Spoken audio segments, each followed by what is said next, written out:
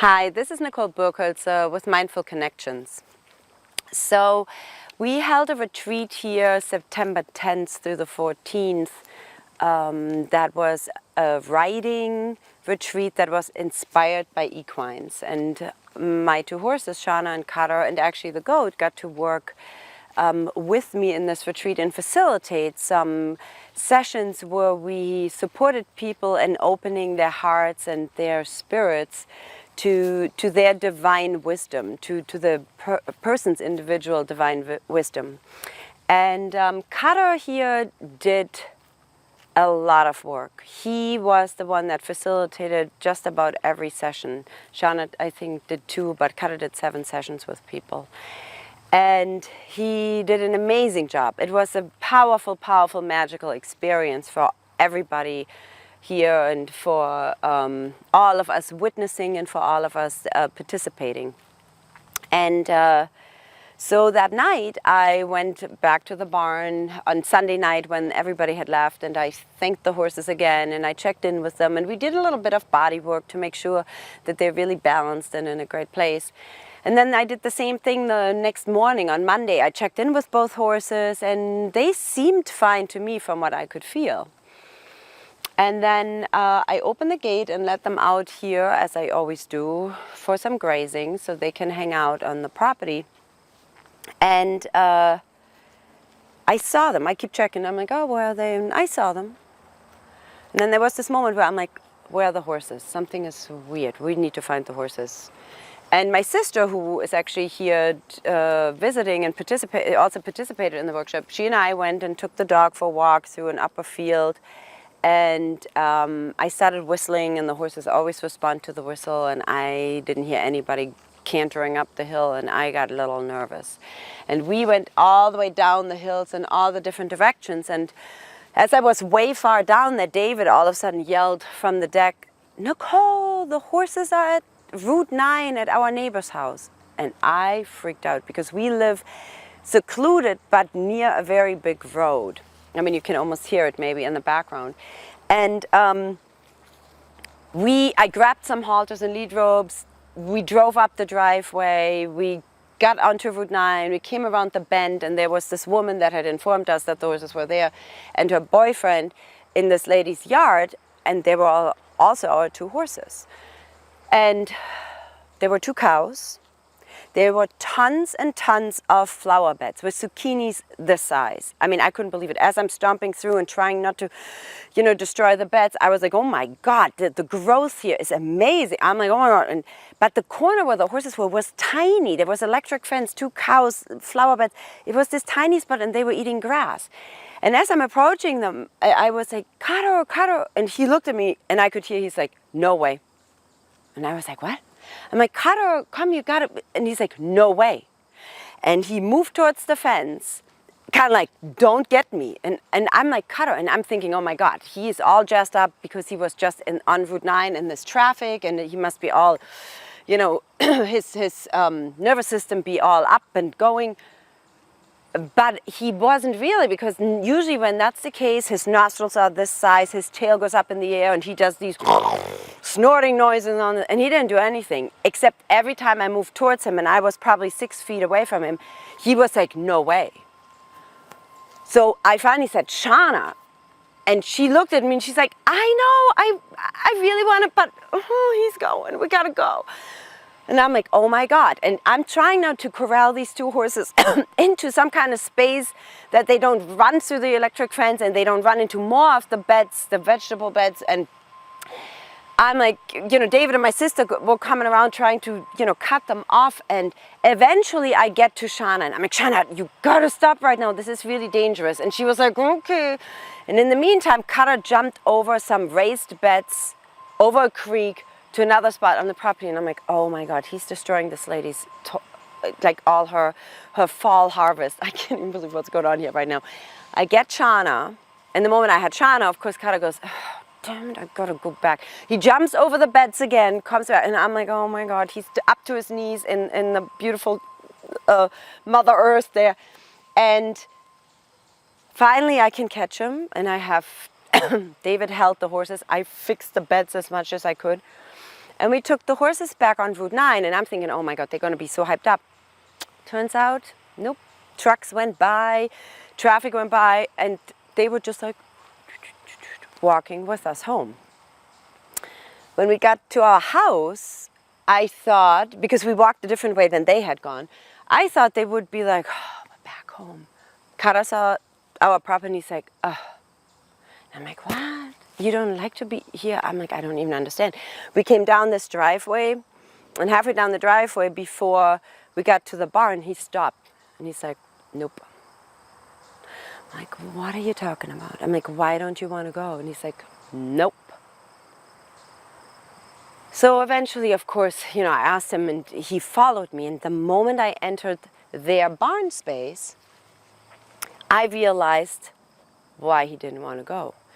When I entered our space here, I could feel the energy was so light, so almost, there was no bottom to the energy.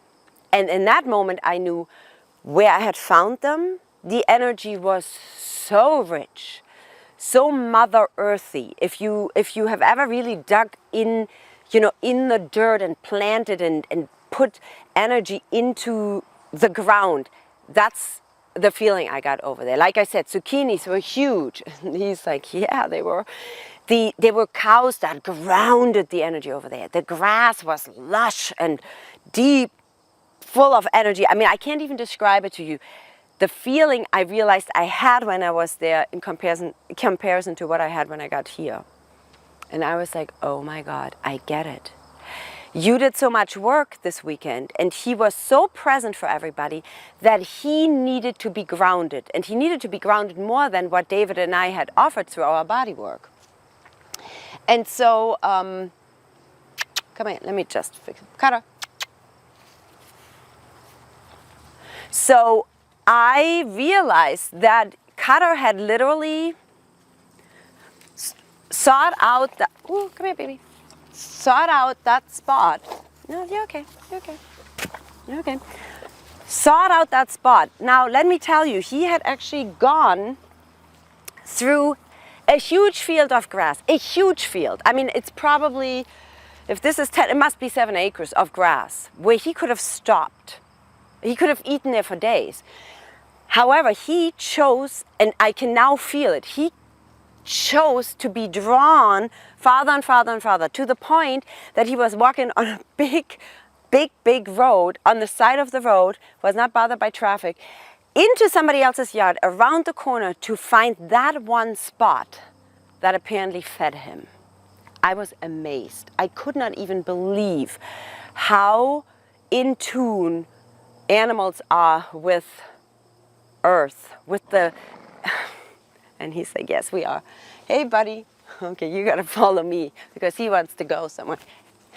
And he taught me that day how little we know about the ongoings between animals and the planet and the animals. And though I have talked about already how the planet has, or this property has talked to me at times and told me what it wanted to do and wanted to have, but for me to now have this experience of realizing how we can be fed by this energy that comes from the earth, that was just an amazing experience. And so as my sister and I stood on the deck and overlooked this property, she said, well, this property is very uplifting, where our old property in West Hampton was very grounding. It was an old property with old buildings. Everything here is newer. It was built in the 80s, and the barn was just recently built. And the property has just a lightness to it, and because of the view we have, there's so much sky. Everything is like uplifted, and he obviously needs something more to ground him. So we kind of checked in with him, and we decided, Shana had pointed out this super beautiful spot down there that we actually used this weekend for initiation into the herd with horses, and we realized we need to put some real deep soil and deep dark mulch there to create another grounding spot.